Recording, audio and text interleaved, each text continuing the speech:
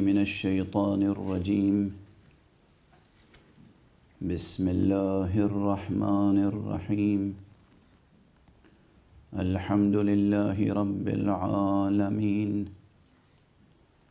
والصلاة والسلام على أشرف الخلائق أجمعين سيدنا وسيد الأولين والآخرين حبيبنا وحبيب إله العالمين إمام المرسلين وخاتم النبيين أبي القاسم المصطفى محمد اللهم صل على محمد وآل محمد وعلى أهل بيته الطيبين الطاهرين الهداة المهديين المعصومين المظلومين واللعنة الدائمة على أعداء الحق والدين أما بعد فقد قال الله تعالى عز اسمه في محكم كتابه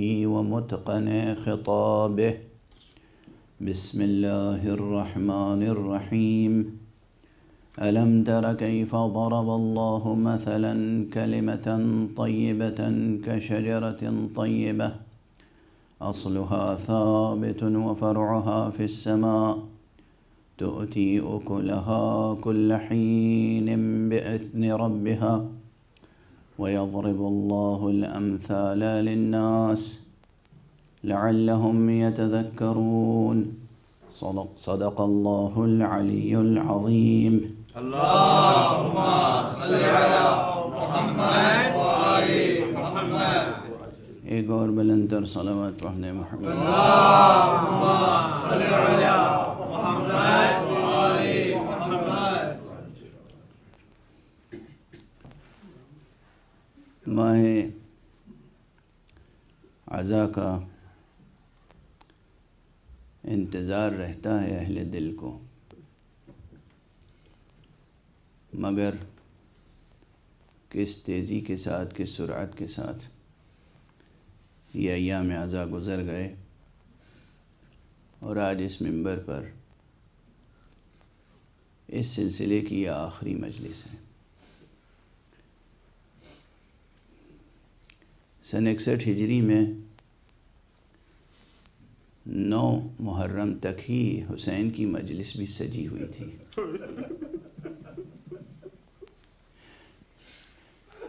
10 محرم کو تو آقا کی مجلس ایسی منتشر ہوئی کہ شرکائے مجلس کے جسموں کے ٹکڑے نظر آ رہے تھے۔ پروردگار آپ کی عزاداریوں کو قبول فرمائے،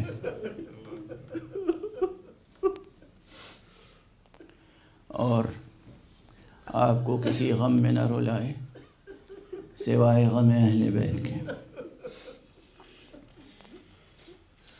ہاں، آپ کے شانوں پر بڑی ذمہ داریاں ہیں۔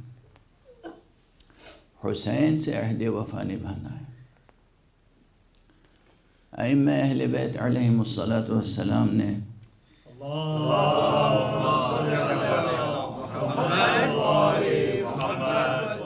بار بار ارشاد فرمایا ہے کہ احیو امرنا، ہمارے امر کو زندہ کرو۔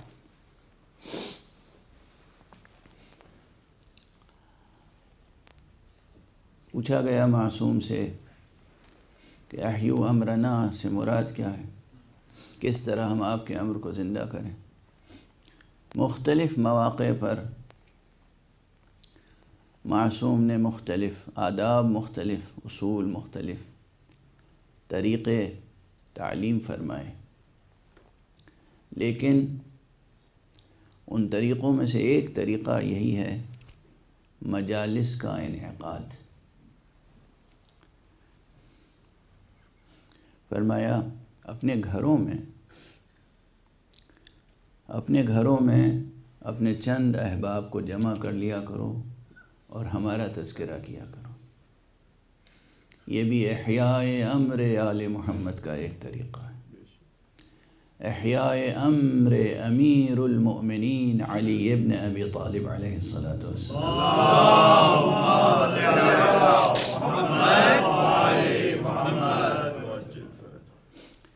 اس وقت کرۂ ارض پر شمال سے جنوب تک، شرق سے غرب تک ایک بے سر و سامانی کا عالم ہے۔ یہ جو عالمی وبا پریشان کن بنی ہوئی ہے، بہت سے حضرات اس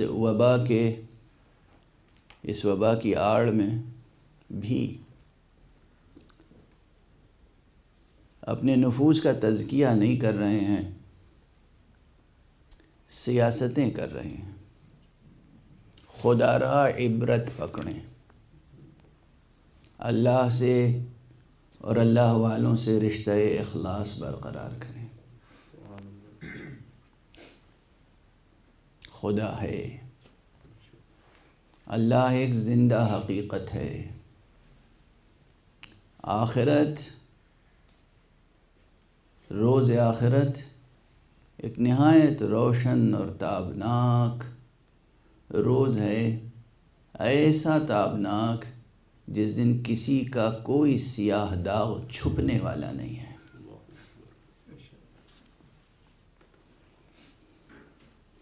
خدا کا خوف کریں، آخرت کا خوف کریں، اپنے معاملات کو خدا و رسول و آل رسول سے درست کریں۔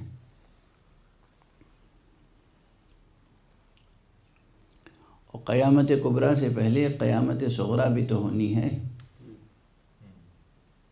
ایک فرزند مصطفیٰ ذریت زہرا سلام اللہ علیہا سے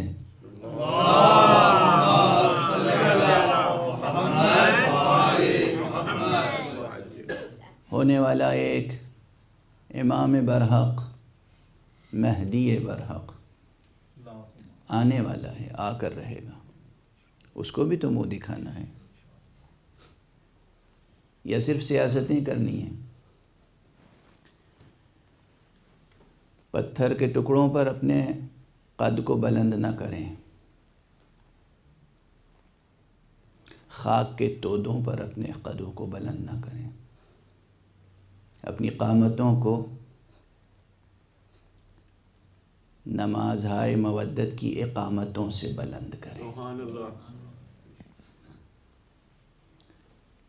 نماز مودت،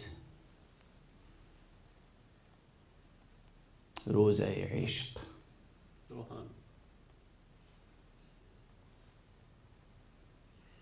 حج عقیدت، رسوم اعضاء کو رسموں کی طرح ادا نہ کریں، حقیقی فرائض کی طرح ادا کریں، اور اپنے اندر کمالات پیدا کریں۔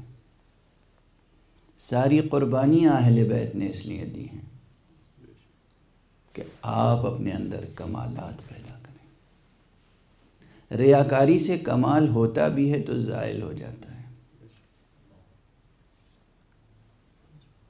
ریاکاری شرک ہے، شرک۔ ریاکاری شرک ہے، شرک۔ قرآن نے اسے شرک کہا ہے۔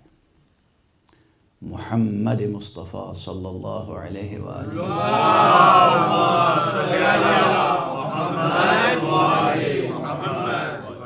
اسے شرک کہا ہے۔ سب سے بڑا شرک ریاکاری ہے۔ ریاکاری یعنی نفس پرستی۔ حق پرستی کے لیے پیدا کیے گئے ہیں ہم، نفس پرستی کے لیے نہیں۔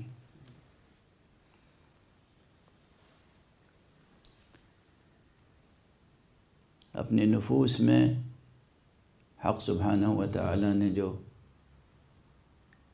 ہمارے اور آپ کے نفوس میں کمالات کی تخم ریزی کی ہے، ان کمالات کو، ان میں سے ہر کمال ایک شجر بارور، ایک شجر سایہ دار بن سکتا ہے، اور یہ بنانا ہے۔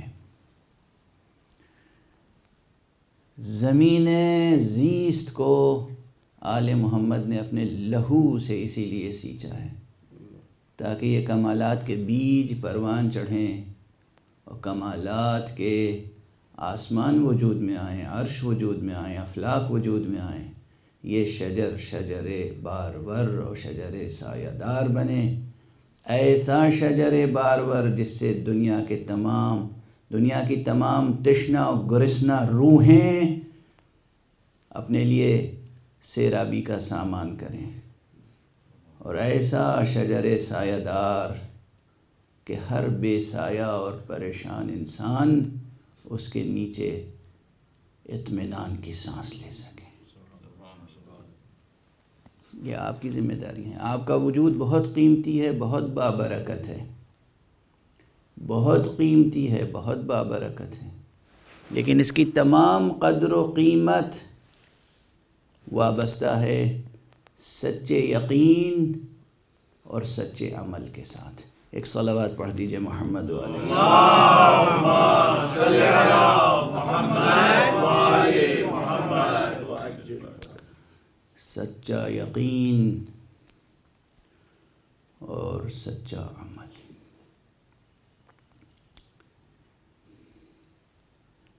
موضوع پہلی محرم سے بلکہ شب اول سے قرآن اور اہل بیت ہے،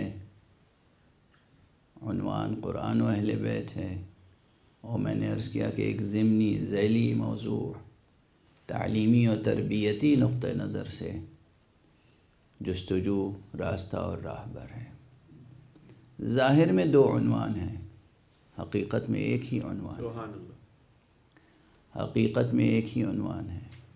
ہمارا راستہ قرآن مجید نے بتایا وہی راستہ ہے جو اہل بیت کا راستہ ہے۔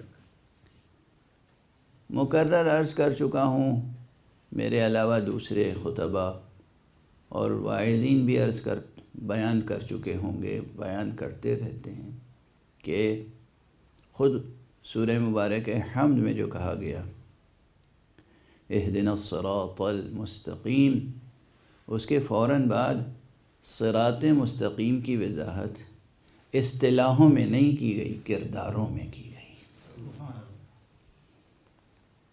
صراط مستقیم کی وضاحت ٹرمینالوجیز میں نہیں کی گئی،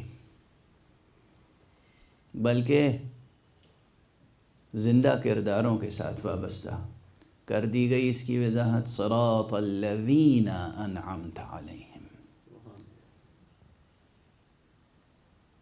ان لوگوں کا راستہ جن پر اے پروردگار تو نے انعام فرمایا ہے۔ بہت سوچئے اس پر، بہت غور کیجئے۔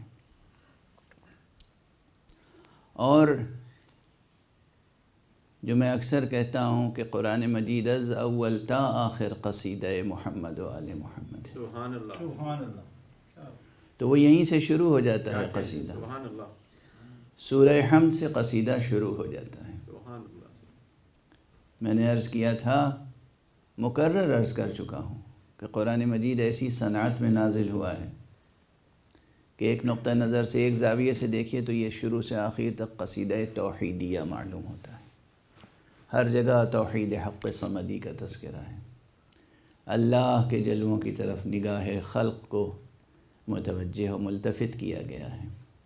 بسم اللہ الرحمن الرحیم، الحمد للہ رب العالمین، الرحمن الرحیم، مالک یوم الدین۔ یہ سب حق سبحانہ و تعالیٰ اور اس کی وحدانیت اور توحید کا تذکرہ ہے۔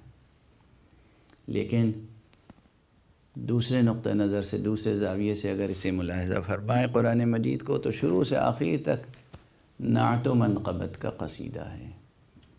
ہر جگہ مصطفیٰ صلی اللہ علیہ وآلہ وسلم،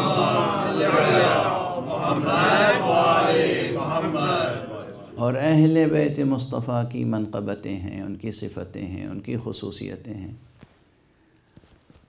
ہاں، ہر چیز کا موقع ہوتا ہے، محل ہوتا ہے، ایک مناسبت ہوتی ہے۔ قرآن مجید سے اہل بیت اطہار علیہم الصلاۃ والسلام کے فضائل اب تک جتنے بیان کیے جا چکے ہیں مجموعی طور پر، اس سے کہیں زیادہ اور ابھی اس میں پوشیدہ ہیں، مگر اس کے لیے اہل چاہیے، موقع چاہیے مناسب۔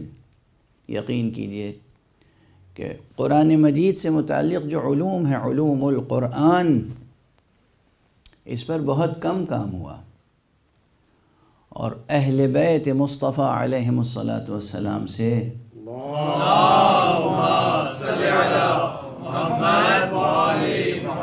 اگر تمام علوم قرآن حاصل کر لیے جاتے تو آج اس کرۂ ارض کی کیفیت کچھ اور ہوتی۔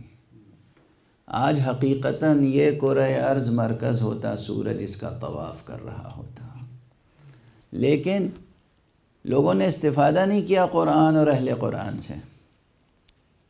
اب جو جملہ عرض کرنا چاہ رہا ہوں شاید یہ جملہ تاریخی ہوگا، لیکن اسے محفوظ کر لیجئے۔ یہ فقیر بھی بعض وہ اصول اور قوانین اور وہ بعض علوم جو خاص اہل بیت اطہار علیہم الصلاۃ والسلام سے متعلق ہیں، ان سے استفادہ کرتے ہوئے، کسب فیض کرتے ہوئے، نہ صرف یہ کہ چہاردہ معصومین علیہم الصلاۃ والسلام کے اجمالی فضائل قرآن مجید سے گزارش کر سکتا ہے، بلکہ ان کے اسماء ترتیب کے ساتھ قرآن سے استنباط ہو سکتے ہیں۔ سبحان اللہ، سبحان اللہ۔ ان کے اسماء ترتیب کے ساتھ اسی قرآن کے متن سے استنباط ہو سکتے ہیں، لیکن اس رخ سے کام نہیں کیا لوگوں نے۔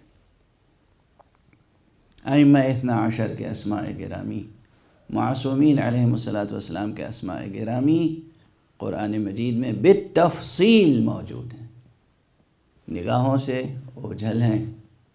اجمالاً تو میں نے گزارش کی کہ سورہ حمد سے گفتگو شروع ہو جاتی ہے، ان کے کردار کی بھی اور ان کی عصمت کی بھی۔ یہ جو آیت ہے نا، اہدنا الصراط المستقیم صراط الذین انعمت علیہم غیر المغضوب علیہم، یہ غیر کسی اور کی طرف اشارہ نہیں ہے۔ اہل فن جانتے ہیں کہ یہ انہی کی صفت بیان ہو رہی ہے، یہ وہ ہیں جن پر حق کا انعام ہے، اور یہی وہ ہیں کہ جو غیر مغضوب علیہم ہیں، یعنی کہ ان سے نیکیاں ہی وجود میں آئیں، کہیں کوئی خطا وجود میں نہیں آئی، یعنی یہ معصوم ہیں۔ یعنی دعا یہ کی جا رہی کہ پروردگار ہمیں اس راستے کی طرف ہدایت فرما جو معصوموں کا راستہ۔ ایک صلوات پڑھ دیجئے محمد۔ اللہم صلی علی محمد وآل محمد۔ قرآن کا اپنا اسلوب بیان ہے، قرآن کا اپنا اسلوب بیان ہے جو ہر سطح ذہنی کی تسکین و تشفی کے لیے کافی ہے۔ جو جس سطح ذہنی پر ہے قرآن اس سے اسی سطح ذہنی پر خطاب کرتا ہے، اور بحیثیت مجموعی سرکار رسالت مآب صلی اللہ علیہ وآلہ وسلم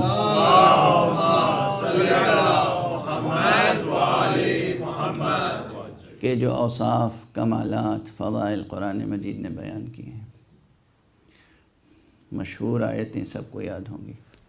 کہیں کہا گیا کہ اِنَّكَ لَعَلَىٰ خُلُقٍ عَظِيمٍ، اے حبیب بے شک آپ خلق عظیم کے درجے پر فائز ہیں۔ کہیں کہا گیا وَمَا أَرْسَلْنَاكَ إِلَّا رَحْمَةً لِلْعَالَمِينَ، اے حبیب ہم نے آپ کو تمام عالمین کے لیے رحمت بنا کر بھیجا ہے۔ اور اس کے علاوہ از اول تا آخر طرح طرح سے اوصاف مصطفیٰ بیان ہوئے، اہل بیت مصطفیٰ کے اوصاف اور ان کے آپس کے رشتے۔ کہیں کہا گیا هو الذی خلق من الماء بشرا فجعل له نسبا وصہرا، یہاں پر آپس کے ان کے رشتوں کو بیان کیا گیا، علی و فاطمہ کے رشتے کی طرف اشارہ کیا گیا، تو بھی قرآن مجید میں اشارہ کیا گیا۔ کہیں فرمایا گیا کہ ان اللہ اصطفى آدم ونوحا وآل ابراہیم وآل عمران علی العالمین ذریة بعضها من بعض یہاں ذریت کا تذکرہ کیا گیا، یعنی ان کی ذات ہو، ان کے رشتے ہوں، ان کی آل و اولاد ہو، ان کی نسل مبارک ہو، ان کی ذریت ہو، ہر چیز کا قرآن مجید میں تذکرہ موجود ہے، اس کے اپنے اسلوب میں۔ کہیں ان کی عصمت و طہارت کا تذکرہ کیا گیا تو کہا گیا انما یرید اللہ لیذہب عنکم الرجس اہل البیت ویطہرکم تطہیرا۔ اللہم صلی علی محمد وآل محمد وعجل۔ کہیں ان کی محبت اور مودت کو واجب قرار دیا گیا تو کہا گیا قل لا اسألکم علیہ اجرا الا المودۃ فی القربى۔ کسی رخ سے بھی آپ دیکھیں اہل بیت مصطفیٰ کے فضائل سے قرآن مجید مملوء نظر آتا ہے۔ اور جیسا کہ میں نے عرض کیا کہ اگر کوئی اہل علم ہو اور اس طریقے سے عمل کرے اور کشف کرے، استنباط کرے، تو ان میں سے ہر ہستی کا تذکرہ مستقل طور پہ موجود ہے، اور اس کے اوصاف و خصوصیات و فرائض اور فضائل کا تذکرہ موجود ہے۔ ایک صلوات پڑھ دیں محمد و آل محمد۔ اللہم صلی علی محمد وآل محمد وعجل۔ حضرت امیر المومنین علی ابن ابی طالب علیہ السلام اللہم صلی علی محمد وآل محمد وعجل کے تعلق سے بھی جتنی آیتیں قرآن مجید میں ہیں میں گزارش کر چکا ہوں، غالباً اسی سلسلے مجالس میں، اسی عشرے میں کسی نے کہا آپ کی فضیلت میں 300 آیتیں نازل ہوئیں، کسی نے کہا 500 آیتیں نازل ہوئیں۔ آپ یہ غور فرمائیے کہ فقہا سے پوچھئے کہ احکام شریعت سے متعلق کتنی آیتیں ہیں، وہاں بھی تقریباً یہی اختلاف ہے۔ کوئی کہتا ہے کہ فقہی احکام سے متعلق 300 آیتیں ہیں، کوئی کہتا ہے 500 آیتیں۔ 500 آیتیں احکام سے متعلق اور 500 آیتیں فضائل علی سے متعلق۔ اب اندازہ ہوا کہ امیر المومنین علی ابن ابی طالب علیہ السلام کا وزن کتنا ہے، حالانکہ فضائل سے متعلق آیتیں اس سے بھی زیادہ ہیں، لیکن فقہا مجتہدین کہتے ہیں یہ 6666 آیتوں میں سے تقریباً 500 آیتیں، تقریباً کم و بیش تقریباً 500 آیتیں آیات احکام ہیں۔ تو آیات فضائل کتنی ہیں؟ اتنی ہی یا اس سے زیادہ؟ اب اندازہ ہوا کہ وزن ولایت کیا ہے۔ سبحان اللہ۔ امیر المومنین علی ابن ابی طالب علیہ السلام اللہم صلی علی محمد وآل محمد وعجل۔ کہ ناموں کا بھی اگر استنباط کیجئے قرآن مجید سے تو یہ نام بھی تقریباً 500 سے زائد نام ہے۔ یہ کوئی مبالغہ نہیں ہے، یہ کوئی مذہب پرستانہ اور مسلک پرستانہ بیان نہیں ہے۔ سچائی یہ ہے، حقیقت یہ ہے کہ آدم سے لے کر خاتم تک کسی نبی کا صحیفہ ذکر علی سے خالی نہیں ہے۔ ہر صحیفے میں نام مبارک امیر المومنین اس زبان کے رعایت سے موجود ہے، اور قرآن مجید میں بکثرت موجود ہے، القاب، کنایات اور فضائل و مناقب۔ اور یہی خصوصیت حضرت سید الشہداء ابو عبداللہ الحسین علیہ السلام کی ہے۔ اللہم صلی علی محمد وآل محمد وعجل۔ تمام انبیاء کے صحیفوں میں ذکر کربلا اور ذکر حسین موجود ہے، تمام انبیاء کے صحیفوں میں ذکر کربلا اور ذکر سید الشہداء ابو عبداللہ الحسین موجود ہے۔ کوئی نبی ایسا نہیں ہے جس کو مصائب سید الشہداء نہیں بتائے گئے اور اس نے گریہ نہیں کیا۔ اور کتنے انبیاء ہیں کہ جو ان کی زندگیوں میں یہ واقعہ ہوا کہ انہیں عملاً سرزمین کربلا سے گزرنا پڑا، یا یہ کہیے کہ مشیت الہیہ تھی کہ انہیں گزارا گیا وہاں سے، اور وہاں گئے اور رکے اور کوئی نہ کوئی صدمہ پہنچا، اور جب وہ اپنے پورے وجود کے ساتھ متوجہ ہوئے کہ آخر یہ صدمہ کیوں پہنچا ہے، تو وحی الہی نے بتایا یہ وہ سرزمین ہے کہ جہاں خاتم النبیین صلی اللہ علیہ وآلہ وسلم کے فرزند کو وہ صدمے پہنچیں گے جو دنیا میں کسی کو نہیں پہنچے ہوں گے۔ آج 9 محرم ہے اور میں نے گزارش کی کہ کل روز عاشورہ ہر شخص سر و سینہ پیٹ رہا ہوگا، ہر شخص کی زبان پر واہ حسینہ واہ حسینہ ہوگا، ہر شخص نوحہ پڑھ رہا ہوگا۔ بیان فضائل اور بیان مناقب کا موقع نہیں ہوگا، تفصیلی واقعات کے بیان کا موقع نہیں ہوگا، لیکن یہ بھی گزارش کر چکا ہوں آپ کے سامنے کہ خود یہ نام گرامی جو ہے، نام گرامی حسین، یہ ایک کلمہ حسین مکمل پیغام ہے، توحید حق صمدی سے لے کر حقیقت نبوت سے لے کر اور حقائق آخرت تک، جو ایمانی حقائق ہیں ان کی طرف بلانے کے لیے تنہا نام حسین کافی ہے۔ میں گزارش کرتا رہا ہوں یہ بھی آپ کے سامنے کہ بطور خاص حقیقت توحید کے لیے اردو کے مشہور شاعر، وہ بزرگ مرتبہ شاعر جوش ملیح آبادی کا یہ شعر بار بار لوگوں نے مجھے سنایا کہ ثبوت حق کے لیے، ہم ایسے اہل نظر کو ثبوت حق کے لیے اگر رسول نہ آتے تو صبح کافی تھی۔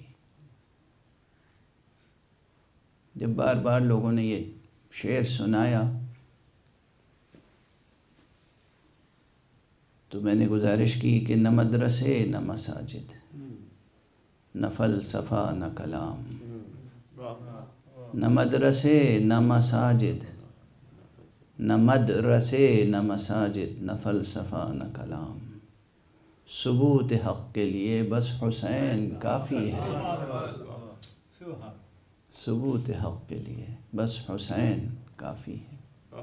ہاں ضرور اسی شاعر نے، جوش ملیح آبادی ہی نے، وہ عظیم الشان بند بھی کہا ہے جس میں یہ مصرع آتا ہے کہ سجدوں سے کھینچتا ہے جو مسجود کی طرف، تنہا جو ایک اشارہ ہے معبود کی طرف۔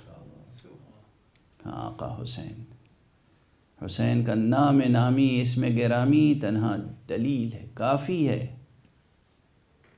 حقیقت توحید کی طرف بلانے کے لیے بھی، خدا کو علمی اور عملی ہر اعتبار سے سمجھانے کے لیے نام حسین کافی ہے، قربانی سید الشہداء کافی ہے۔ اور یہ کیا کوئی کم فضیلت ہے؟ سید الشہداء کے لیے کیا یہ کوئی کم فضیلت ہے کہ آپ کا نام نامی، آپ کا اسم گرامی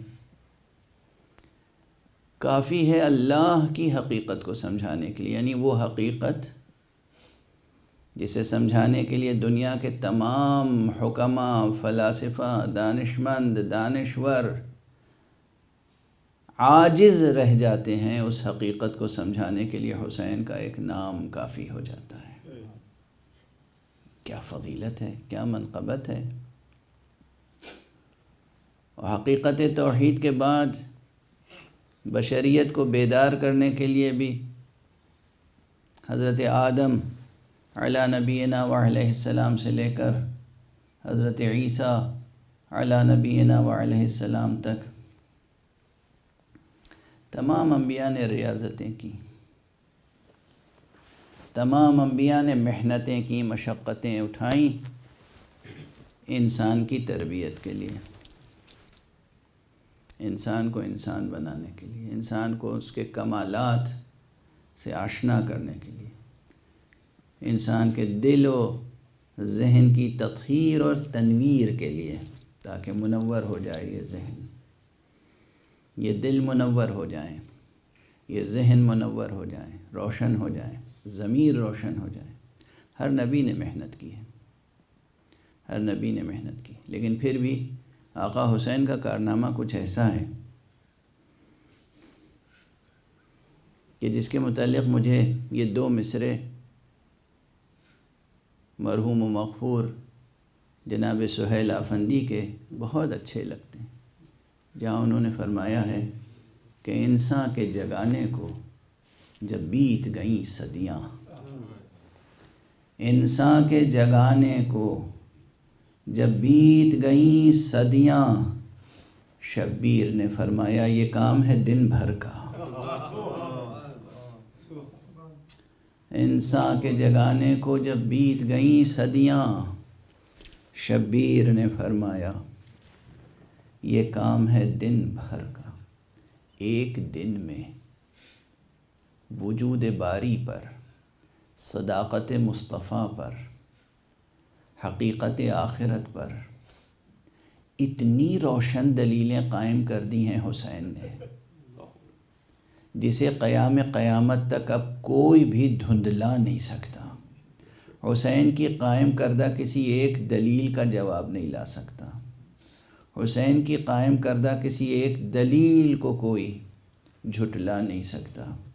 کیا کیا دلیلیں ہیں، اور نہ صرف یہ کہ علمی اعتبار سے انسان کو بیدار کرتی ہیں حسین کی دلیلیں، بلکہ پورے وجود کے ساتھ انسان کو جذب کر لیتی ہیں، انسان کو تبدیل کر دیتی ہیں۔ مجھے پھر آقا حسین کی اس قربانی کے تعلق سے، جو قربانی بظاہر عام انسانوں کے نگاہ میں سب سے چھوٹی ہے لیکن حقیقت میں بہت بڑی ہے، اس قربانی کے تعلق سے بھی یہ 2 شعر مرحوم و مغفور شاعر سفینہ قاسم شبیر نقوی نصیر آبادی کے یاد آ رہے ہیں۔ یہ 2 مصرے قاسم شبیر نقوی نصیر آبادی نے کہا تھا، حشر تک سوچ، حشر تک سوچ عدل انسانی، صرف اصغر کا خون بہا کیا ہے۔ حشر تک سوچ عدل انسانی، صرف اصغر کا خون بہا کیا ہے۔ میں سمجھتا ہوں یہ بہت بڑا شعر ہے، بہت بڑا شعر ہے۔ ہاں، آج اس منبر سے 2 شہادتیں بیان ہوتی ہیں، چونکہ کل مجلس نہیں ہوگی تو مجھے آج ہی کچھ اشارے شہادت عظمیٰ سے متعلق بھی کرنے ہیں، اور کچھ اشارے شہادت حضرت علی اصغر سے متعلق بھی کرنے ہیں۔ علی اصغر، حسین کا شیر خوار بچہ، یہ بچہ بھی مدینے ہی سے شہادت کے لیے تیار ہو کے آیا ہے۔ اگر یاد ہوا آپ حضرات کو تو میں نے علامہ دربندی کے حوالے سے یہ روایت نقل کی تھی کہ جب مدینے سے چلا ہے کارواں تو آقا حسین اپنی ایک بچی کو، بیمار بچی کو مدینے میں چھوڑ کے چلے تھے، اور جب کارواں ذرا آگے بڑھا اور یہ بچی رخصت آخر کے لیے اپنے گھر سے باہر قدم نکال کے لڑکھڑاتی ہوئی آگے بڑھی تو آقا حسین نے پھر اپنے قافلے کو روکا، کارواں کو روکا اور کہا کہ بچی کو اجازت دو، قریب آ جائے، سب سے رخصت ہو لے۔ جناب فاطمہ صغریٰ تشریف لائی، ایک ایک سے ملاقات کی، ایک ایک سے خدا حافظی کی۔ جب جناب بی بی رباب کے پاس آئی ہیں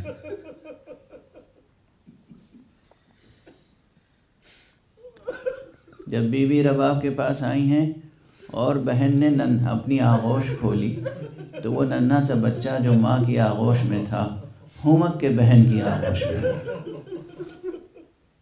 ہومک کے بہن کی آغوش میں آ گیا۔ اور اس کے بعد بہت کوشش کی ماں نے، پھوپھی نے، بڑی بہن نے کہ دوبارہ صغرا کی گود سے ماں کی گود میں آ جائے، مگر یہ بچہ تیار نہ ہوتا تھا۔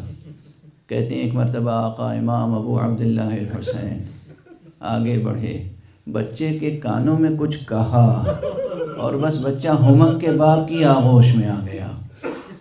یقیناً آقا نے یہی فرمایا ہوگا کہ بیٹا تمہارا نام محضر شہادت پر موجود، تم بہن کے پاس رہ جاؤ گے تو کربلا میں یہ شہادت کی تکمیل کون کرے گا؟ اس لیے میں گزارش کر رہا ہوں کہ یہ شیر خوار بچہ بھی قربان ہونے کے لیے تیار ہو کے مدینے سے آیا تھا۔ اور روز عاشورہ بھی کیفیت کیا ہوئی؟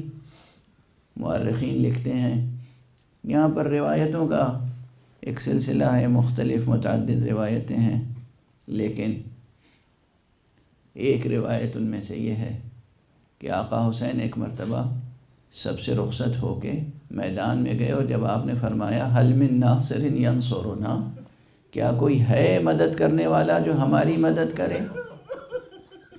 حل من مغیث یغیثنا، کیا کوئی فریاد رس ہے جو ہماری فریاد پر لبیک کہے؟ یقیناً یہ اتمام حجت کے لیے تھا، یہ اتمام حجت کے لیے تھا۔ آقا سید الشہداء نے جب یہ آواز بلند کی تو وہ بچہ جو تقریباً غشی کی کیفیت میں گہوارے میں پڑا ہوا تھا، ہومک کے اس نے خود کو گہوارے سے زمین پر گرا دیا۔ کربلا میں خیام حسینی سے بیویوں کے رونے کی صدا بلند ہوئی، اتنی بلند ہوئی کہ آقا حسین تک پہنچی۔ حسین پلٹ کے پھر آئے، ابھی حسین زندہ ہے، یہ رونے کا کیا سبب ہے؟ جناب بی بی زینب کبریٰ نے فرمایا بھیا وہ بچہ تمہارا شیر خوار بچہ جسے 3 دن سے ماں کا دودھ بھی نہیں ملا ہے، یہ بچہ غشی کی کیفیت میں گہوارے میں پڑا ہوا تھا، جیسے ہی تمہاری آواز استغاثہ سنی ہے بچہ تڑپ گیا ہے، بیدار ہو گیا، اس نے خود کو جھولے سے گرا دیا ہے۔ آقا حسین نے کہا اللہ میرے بچے کو میرے پاس لے آؤ، بچے کو میرے پاس لے آؤ، میری آغوش میں دے دو۔ بچے کو لیا، دامن عبا سے سایہ کیا، میدان کی طرف گئے اور وہ یادگار جملے ارشاد فرمائے کہ دیکھو اگر تمہاری نگاہ میں گنہگار ہوں تو یہ شیر خوار بچہ تو دنیا کے کسی قانون میں گنہگار نہیں، یہ بچہ پیاسا ہے، اسے پانی پلا دو۔ یہ سب آقا حسین کی طرف سے اتمام حجت ہے، یہ سب اتمام حجت ہے، یہ سب اتمام حجت ہے۔ اور ورنہ آقا انسان کامل ہیں، صاحب اذن الہی ہیں، صاحب اعجاز ہیں حسین، صاحب اعجاز ہیں حسین، ملک و ملکوت پر ولایت رکھتے ہیں حسین، مگر یہ اتمام حجت ہے۔ اور یہی نہیں، آپ نے 2 ایسے اعمال انجام دیے ہیں جو بجائے خود اعجاز کی شان رکھتے ہیں۔ ایک مرتبہ بچے کو زمین پر لٹاتے ہوئے کہا اگر تم سمجھتے ہو کہ بچے کے بہانے سے پانی لے کر میں اپنی پیاس بجھاؤں گا تو یہ جلتی ریت پر بڑھا ہوا ہے بچہ، آؤ تم اپنے ہاتھوں سے اس بچے کی پیاس بجھا دو۔ لیکن باپ کا دل تھا، زمین پر رکھا اور فوراً اٹھا لیا، اس لیے کہ ریت گرم تھی، کربلا کی ریت گرم تھی، جل رہی تھی زمین۔ حسین دیر تک برداشت نہیں کر سکتے تھے کہ بچہ جلتی ہوئی زمین پر پڑا رہے، اٹھایا اور پھر گود میں اٹھانے کے بعد اس بچے سے خطاب کیا بیٹے تم حجت خدا کے فرزند ہو، اپنی پیاس کا خود ہی اعلان کر دو۔ کہتے ہیں بچے نے سوکھی ہوئی زبان اپنے ہونٹوں پہ پھرائی اور اپنا چہرہ لشکر کی طرف پھرایا، اس طرح پھرایا کہ لشکر منقلب ہونے لگا، لشکر میں تلاطم پیدا ہو گیا۔ عمر سعد کو لگتا تھا کہ کوئی آگے بڑھ کے بچے کو پانی پلا دے گا۔ آپس میں سپاہی ایک دوسرے کو دیکھ رہے تھے کہ حسین کے آقا حسین کے اس کلام کو قطع کرنے کے لیے عمر سعد نے اپنے لشکر کے مشہور تیر انداز حرملہ کو خطاب کیا کہ اقطع کلام الحسین، حسین کے کلام کو قطع کر دے۔ اس نے سہ شعبہ تیر سے گلو اصغر کا نشانہ لیا اور ایک مرتبہ وہ ستم ٹوٹا ہے کربلا میں کہ آقا حسین کی آغوش میں بچہ ہے، سنسناتا ہوا تیر آیا اور اس نے اصغر کا گلا چھیدتے ہوئے بازوئے حسین کو بھی زخمی کیا، اور بچے نے کہتے ہیں مسکرا کے اپنے ہاتھوں کو بابا کے گلے میں ڈال دیا۔ کیا پر ہیبت، کیا پر ہیبت، کیا پر ہیبت، پر جلال و پر جمال مرقع ہے۔ بچہ ہے، گلے سے لہو بہہ رہا ہے اور سوکھے ہوئے ہونٹوں پر عجیب تبسم ہے، جیسے بچے نے اپنے تبسم سے بابا کے حزن و علم کو کم کرنے کی کوشش کی ہو۔ اجرکم علی اللہ۔ کربلا کی تاریخ میں کیا کیا مرقع ہیں، کتاب کربلا میں کیا کیا مرقع ہیں۔ اس کے بعد آپ سنتے رہتے ہیں وہ جملے، اور کل روز عاشورہ ہے، آپ عمل عاشورہ کریں گے، امام کی تأسی کریں گے۔ یہی وہ موقع ہے جب امام اس بچے کو لے کر خیام کی طرف جب آ رہے ہیں تو بس آ نہیں گئے، کہتے ہیں 7 مرتبہ خیمے کی طرف بڑھے، 7 مرتبہ پیچھے ہٹے اور کہتے جاتے تھے انا للہ و انا الیہ راجعون رضا بقضائہ و تسلیما لامرہ، انا للہ و انا الیہ راجعون رضا بقضائہ و تسلیما لامرہ، انا للہ و انا الیہ راجعون رضا بقضائہ و تسلیما لامرہ۔ حسین علیہ السلام کے اس عمل کے تعلق سے یہ جملہ ہمارے بزرگ خطبہ کہا کرتے تھے کہ حسین جیسا صابر بھی اس مصیبت کو دیکھ کر متردد ہو گیا، مضطرب ہو گیا، سوچتا تھا کیسے لے جائیں اب اس بچے کو ماں کے قریب۔ مگر میں دوسرے انداز سے دیکھتا ہوں، میں سمجھتا ہوں کہ حسین ناز فرما رہے تھے اور گویا کہہ رہے تھے، آگے بڑھتے تھے اور پیچھے ہٹتے تھے اور کہہ رہے تھے اپنی زبان حال سے، اے چرخ ستمگار دیکھ حسین کے پائے ثبات و استقلال کو دیکھ، دیکھ حسین کی قوت کو دیکھ، حسین کے صبر کو دیکھ۔ یہ لاشا اٹھانا آسان نہیں ہے، مگر یہ بھی حسین کے صبر و استقامت کے ساتھ اٹھائے ہوئے ہیں۔ اور اس کے بعد حسین ایک مرتبہ گئے، خیمے پر گئے، یہ اہل حرم ہیں، انہیں کہتے ہیں اہل حرم، یہ ہیں اہل حرم، اللہ کی حرمتوں کو پہچاننے والے، وہ جنہیں اللہ نے حرمتیں بخشی ہیں، جنہیں اللہ نے عظمتیں بخشی ہیں، اللہ نے حرمتیں بخشی ہیں، یہ ہیں اہل حرم، جہاں کسی خاتون کی زبان سے بھی کوئی ایک لفظ ایسا نہیں نکلتا جو رضا الہی کے خلاف ہو، جو شان بندگی نہ ہو، ایسا کوئی کلمہ نہیں نکلتا۔ کوئی اور خاتون ہوتی کیا کیا گلہ کرتی، کیا کیا فریاد کرتی، کیا کیا شکوے کرتی، کیسے شوہر کو خطاب کرتی، ارے تم تو کہہ کے لے گئے تھے کہ بچے کو پانی پلانے کے لیے لے جا رہے ہیں، یہ میں کیا دیکھ رہی ہوں۔ مگر یہ اہل حرم کے افراد ہیں۔ جناب رباب نے بچے کو دیکھا اور بس ایک جملہ کہا، یا بنیا امثلک ینحر، میرے بچے کیا تیرے جیسے بھی نہر کیے جاتے؟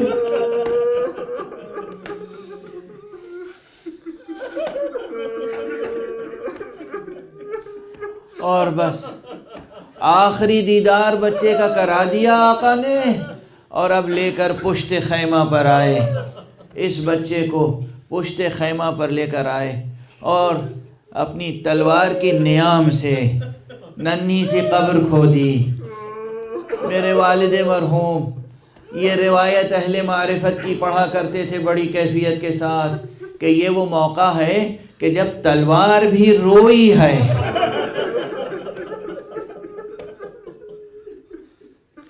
آقا حسین کی تلوار بھی روئی ہے اور اس نے فریاد کی ہے، ابو عبداللہ، میدان جنگ میں کام کرنے سے میں کبھی نہیں تھکی، کبھی نہیں ہاری، مگر مجھے یہ نہیں معلوم تھا شیر خوار کی قبر۔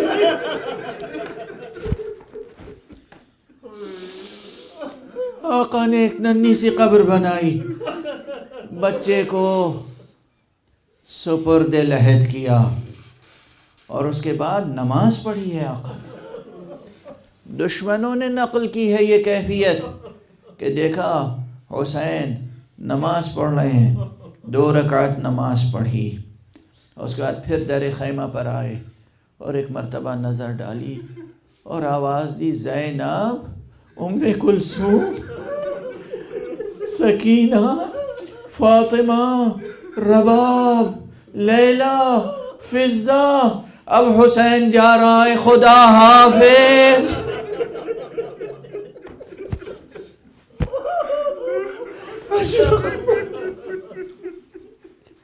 اجرکم علی اللہ، حسین جا رہا ہے، خدا حسین جا رہا ہے، خدا حافظ۔ آقا نے میدان کا رخ کیا، مگر میدان کا رخ کرنے سے پہلے ہاں یہ مورخین نے بھی لکھا ہے ایک بڑا خیمہ حسین نے نصب کیا تھا جس میں تمام اصحاب کے لاشیں لا کے رکھ رہے تھے، اور ایک خیمہ وہ تھا جس میں بنی ہاشم کے لاشیں رکھ رہے تھے۔ ایک مرتبہ اس خیمے میں گئے اور اصحاب کے لاشوں پہ نظر ڈالی اور پھر بلند آواز سے گریہ کیا اور خطاب کر کے کہا، میرے شیرو، تم اپنے فرائض ادا کر چکے، دیکھو اب اس بوڑھے حسین کی جنگ دیکھنا ہو تو اٹھو۔ اب حسین جہاد آخر کے لیے جا رہا ہے۔ ہاں کلمات کی ترجمانی اپنی زبان میں کر رہا ہوں۔ اس کے بعد اس خیمے کی طرف دیکھا جہاں بنی ہاشم کے لاشیں تھے، اور مورخین نے ارباب مقاتل نے لکھا ہے بعض شہداء کے نام لے کر خطاب کیا ہے، اور اس سلسلے میں اس شہید کو بھی یاد کیا ہے جو واقعہ کربلا سے پہلے ہی حسین کی طرف سے شہید ہو گیا تھا۔ مسلم ابن عقیل کو یاد کیا، ہانی ابن عروہ کو یاد کیا، حبیب ابن مظاہر کو یاد کیا، مسلم ابن اوسجہ کو یاد کیا، عباس اور اکبر کو یاد کیا۔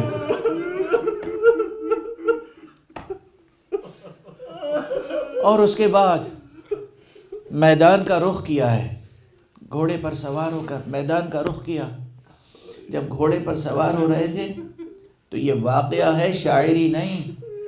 پھر ایک مرتبہ داہنے بائیں جو دیکھا ہے تو جناب زینب خیمے سے باہر آ گئی، بھیا اب اکبر و عباس نہیں ہے سوار کرنے کے لیے، میں لجام و رکاب تھاموں گی، آپ سوار ہوں، بسم اللہ و باللہ، اللہ کی راہ میں جائیں، جہاد فرمائیں۔ بی بی جناب زینب نے سوار کیا، حسین آگے بڑھے، اور جب حسین آگے بڑھے بس اکثر اس سے زیادہ پھر دل میں طاقت نہیں رہتی بیان کرنے کی۔ آقا حسین کی شہادت بیان کرنے کی طاقت میرے دل میں نہیں رہتی، اس لیے بس اس روایت پہ اکثر گفتگو ختم کر دیتا ہوں۔ زینب نے سوار کیا، آقا آگے بڑھے، ام کلثوم زینب کے پیچھے تھیں در خیمہ پر۔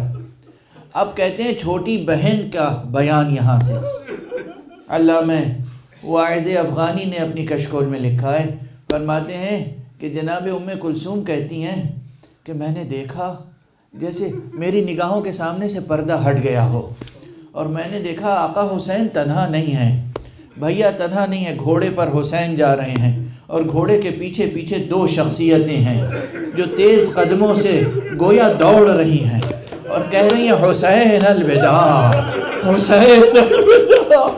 مجھ سے رہا نہ گیا، میں نے پوچھا آقا میرے بھیا حسین تم تنہا ہو یا کوئی اور بھی ہے؟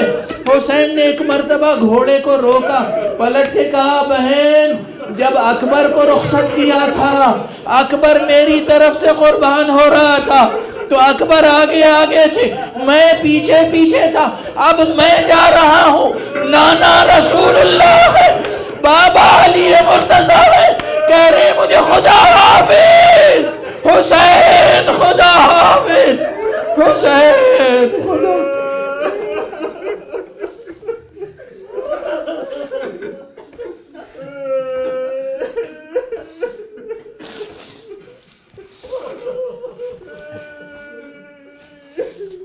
انا للہ و انا الیہ راجعون، رضا بقضائہ و تسلیما لامرہ۔ پروردگار معبود ہماری یہ عبادت ایسا قبول فرما، پروردگار ہمارے آنسوؤں کو زخم دل زہرا کا مرہم بنا دے، پروردگار اس کو رے عرض کو گناہوں سے پاک کر دے، پروردگار منتقم خون حسین وارث زہرا وارث مصطفیٰ کو اذن ظہور عطا فرما، پروردگار ہمارے سروں پر علماء اعلام کا سایہ برقرار رہے، معبود پروردگار فقیہ عصر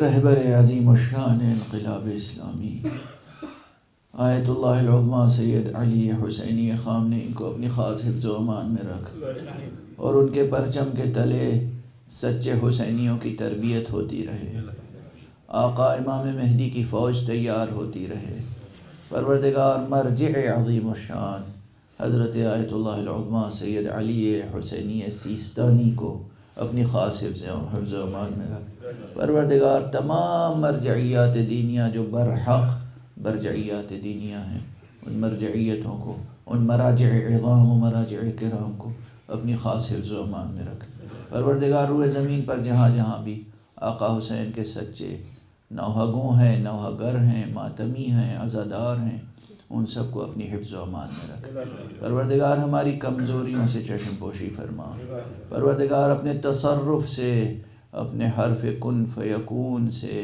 ہماری کمزوریوں کو دور فرما، پروردگار ہمیں اس قابل بنا دے کہ ہماری عزاداری کو معصوم قبول فرمائے، اس وبا کو دور فرما تاکہ جس شان و شکوہ کے ساتھ عزاداری ہوتی تھی اسی طرح ہو، پروردگار یہ عزاداری اس وقت تک کم نہ ہو جب تک کہ خون حسین کا ایک ایک قطرے کا انتقام آقا امام مہدی نہ لے لے اور روز حشر بی بی زہرا خوش نہ ہو جائیں، پروردگار معبود اپنے ولی آخر کو اذن ظہور عطا فرما۔